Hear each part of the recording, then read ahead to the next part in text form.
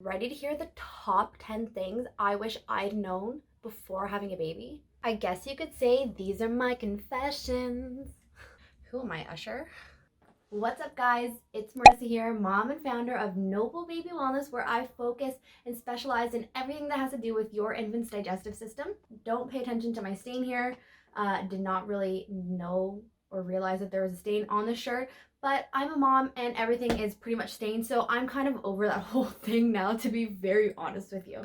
If you like this video, don't forget to give it a thumbs up. And if you really like this video, don't forget to subscribe down below. And don't forget to hit that bell so you can see more of my stained shirts.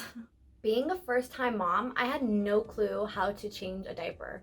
Never mind know that I had to start spraying my vagina after I gave birth. Before I start going on a rant about spraying my vagina, check out these top 10 tips that I wish I knew as a new mom and wish I knew before I had my son. Oh, and BTW, don't forget to hit up my website that I'm going to link down below, where you can get a free PDF on what you need to know about your infant's digestive system in the first year.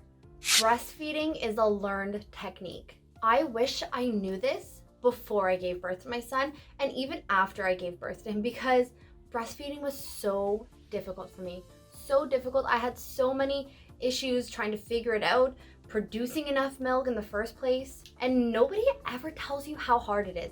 Everyone makes it seem like, it's such a natural thing that moms should know right away, like it should be just picked up like that, but it's not true at all.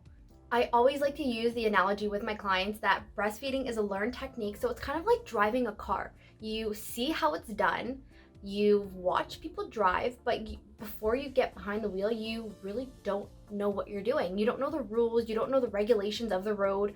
So breastfeeding is the exact same thing, and the more you practice and the more you try, and if you need that extra support from a lactation consultant, get it, because that's going to add on to your skill of breastfeeding. Breastfeeding is literally a skill. It's a learned technique. Not everybody knows how to do it, and even moms who have had 2-3 children sometimes forget how to do it. So it is completely normal to not know and to be a little frustrated, sure, but ask for the help and ask for the right help, because breastfeeding is the best. Breast milk in general is the best thing for your little one right now.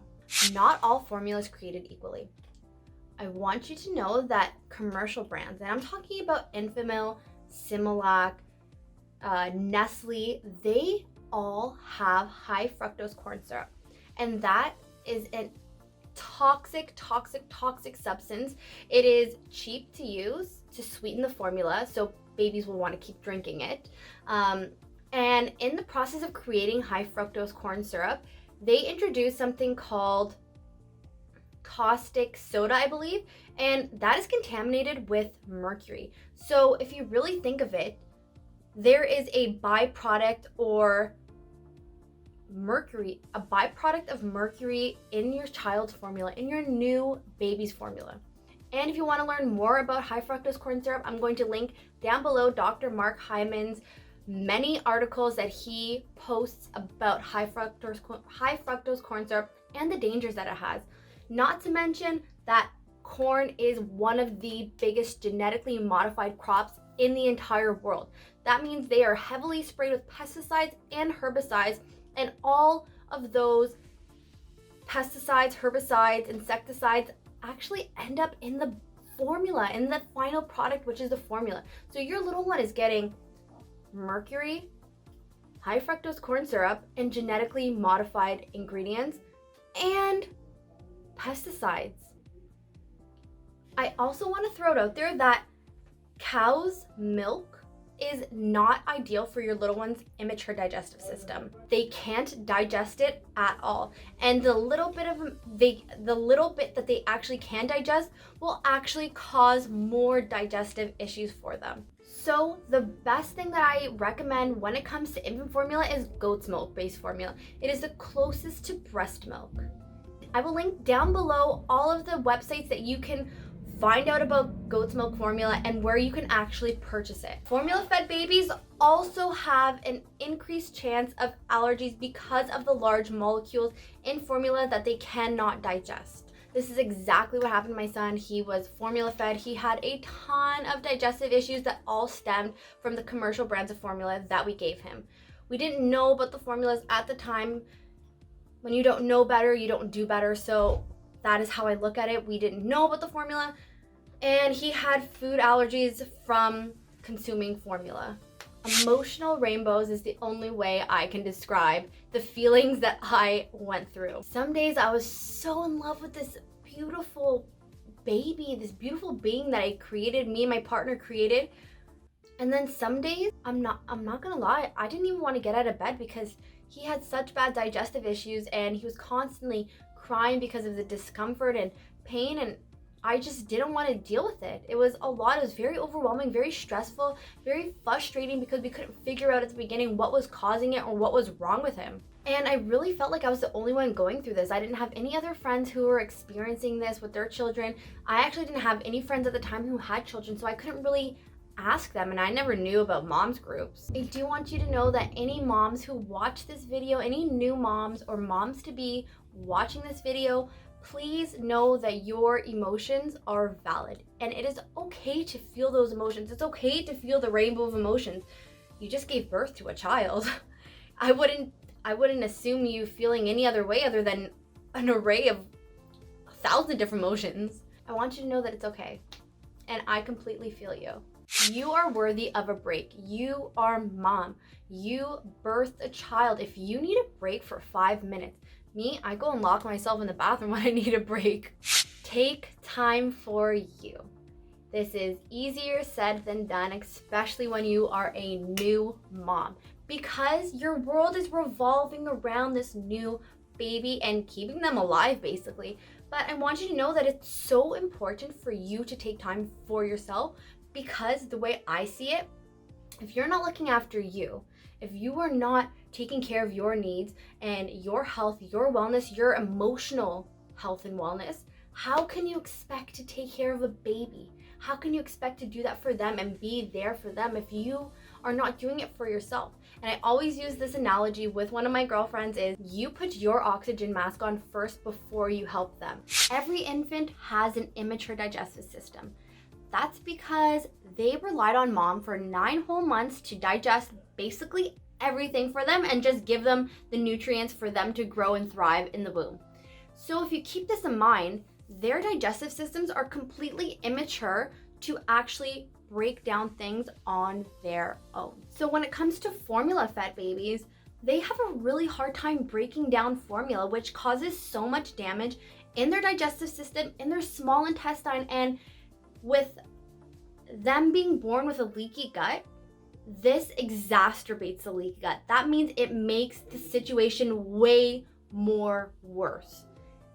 And they're more likely to have digestive issues, long-term digestive issues.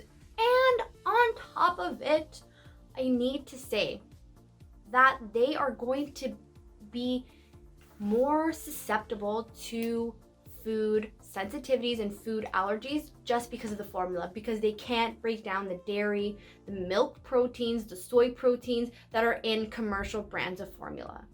That's why it's always said breast is best, but sometimes that's not an option. Sometimes parents don't really know, especially moms don't know the options that they have available to them, which was my situation. I didn't know that there was lactation consultants that were outside of the hospital that actually helped you. So most of you know that my son was formula fed. He had a very, very hard time in the first few months of his life with digesting, with colic, constipation, blood in his stool, and this all contributed to an emotional struggle for me. I'll be honest with you. I had a lot of mom guilt, knowing later on that the formula screwed up his digestive system and caused him all kinds of food sensitivities. I had a lot of mom guilt. I blamed myself because I couldn't breastfeed, but now I can appreciate it because it happened for a reason, and it took me down this path to help and support other moms who are experiencing something similar as well. Milk supply can be low. That is normal, and I wish I knew that because I could have done something about it, but like I said, I did with what I knew at the time. For you to address why you have low milk supply, you need to consider your water intake. Are you drinking enough water? Are you eating nutrient-dense foods? Are you lacking in nutrients? Are you stressed out? Are you lacking sleep? I mean, what mother isn't lacking sleep? Sick. If you're sick, that's going to really affect your milk supply.